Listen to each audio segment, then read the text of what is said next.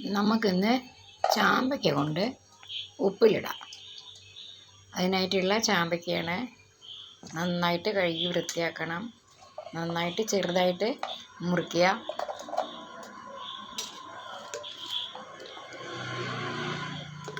ഉപ്പി നിറയെ എടുക്കണം.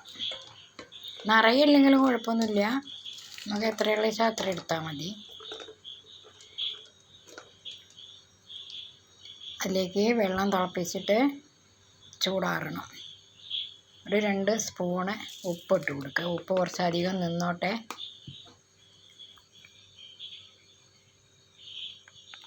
ഇത് തണുപ്പിച്ച വെള്ളമാണ്. അത് ഉപ്പി നിറയെ ഒഴിക്കുക.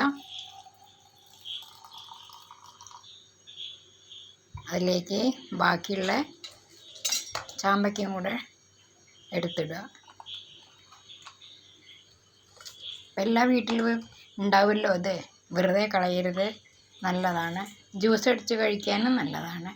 നല്ല രുചിയാണ്. നല്ല കറുമുറാന്നുണ്ടാവും.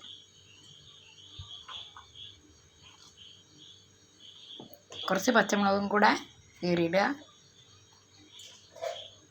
അപ്പോൾ പുളി, ഉപ്പ് എല്ലാം കൂടെ ആകുമ്പോൾ നല്ലൊരു ടേസ്റ്റാണ്. കുട്ടികൾക്ക് നല്ല ഇഷ്ടമാവും. ഇതേപോലെ ചാമ്പയ്ക്ക കിട്ടിയാൽ ഇതേപോലെ ചെയ്യുക. ഇഷ്ടപ്പെട്ടാൽ ലൈക്ക് ചെയ്യുക, ഷെയർ ചെയ്യുക, സബ്സ്ക്രൈബ് ചെയ്യുക. വെറുതെ കഴിക്കാനും നല്ലതാണ്.